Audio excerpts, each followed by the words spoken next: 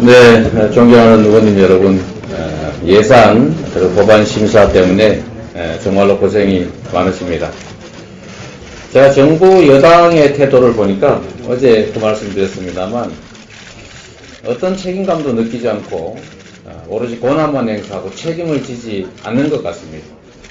제가 오죽하면 그 솔로몬 그 사례에 나오는 가짜 엄마 같다 이렇게 말씀을 드렸습니다. 전혀 바쁜 기색도 없고 다급함도 보이지 않고 어떤 노력도 하지 않는 것 같습니다. 오히려 오로지 원안과 이제 가부 표결을 통해서 안 되면 준예산으로 가자 뭐 이런 태도를 보이고 있는데 결코 용인에서는 안 될 일인 것 같습니다. 민생이 정말로 어렵습니다. 우리 의원님들 모두 현장에서 느끼시고 계시겠지만 앞으로 더 어려워질 것이라고 예측들을 합니다. 특히 경제 상황이 점점 어려워지면 어려운 서민들의 삶이 점점 더 나빠집니다. 이런 면에서 서민 예산들을 철저하게 잘 챙겨가면 좋겠다는 말씀을 드리고 우리 의원님들께서도 예산심의에서 그런 노력을 각별히 경주하고 있다고 믿습니다. 또 한 가지 우리가 또 주력해야 될 부분이 법안 처리입니다. 여당의 태도가 뭘 하자는 게 없고 그냥 미루기만 하고 지켜보기만 하는 태도여서 참 답답하시다는 말씀을 최근에 만나 뵙는 의원님들로부터 많이 듣습니다. 이럴 때일수록 국민적 공감도가 높고 정부 여당이 겉으로는 찬성하면서 뒤로는 반대하면서 지연하는 그런 법안들을 좀 속도감 있게 처리해 나가는 게 좋지 않을까 그런 생각이 듭니다. 합의되지 않았다 아니면 일정에 동의하지 않는다는 이유로 계속 미뤄지고 있는 법안들 형식적으로는 합의를 했는데 실질적으로는 동의하지 않고 계속 지연되는 법안들에 대해서 우리 민주당이 우리 대표님께서도 원내대표님도 말씀하셨지만 좀 속도감 있게 처리해 나가는 것이 중요하지 않을까 생각합니다. 힘든 환경이지만 최선을 다해서 국민들의 기대에 맞게 국민들의 눈높이에 맞게 최선을 다해 가면 좋겠습니다. 고맙습니다. 네, 대표님 감사드립니다. 다음은 박홍근 원내대표의 인사 말씀을 드리도록 하겠습니다. 네, 의원님들 이제 정기국회가 한 열흘가량 남았습니다. 21대 국회 3년차이고 우리가 야당에 대해서 처음으로 치른 정기국회의 막바지에 와 있습니다. 예산과 법안에 있어서 우리로서는 최대한의 성과를 내야 되겠습니다. 그런데 내년도 예산안 처리를 앞두고 역대 본 적 없는 상황이 펼쳐지고 있습니다.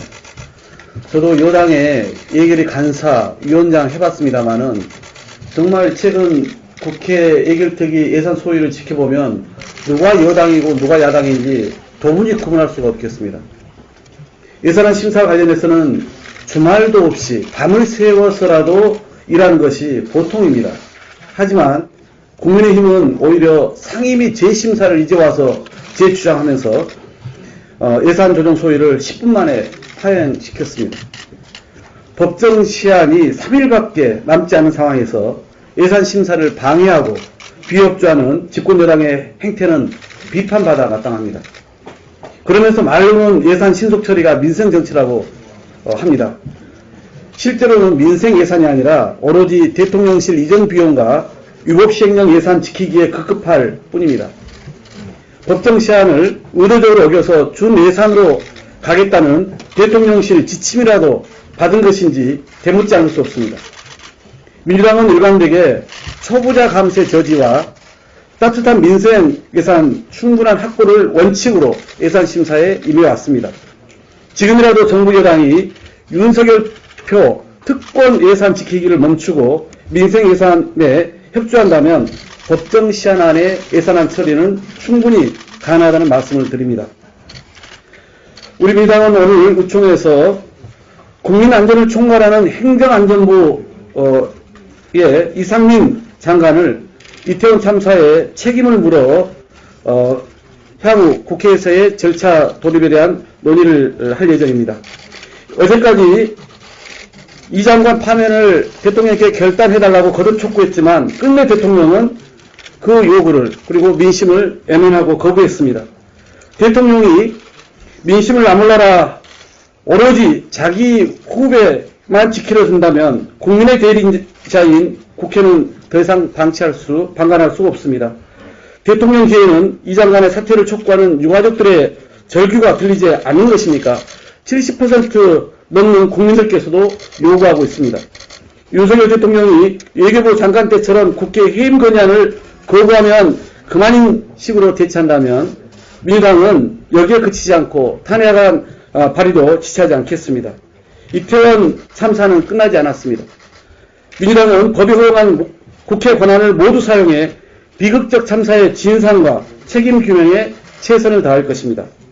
국민의힘도 이상민 장관 파면을 핑계로 또다시 국정조사를 거부하겠다는 해괴한 논리를 거두고 국민의 대리인으로서 책무를 다하길 촉구합니다.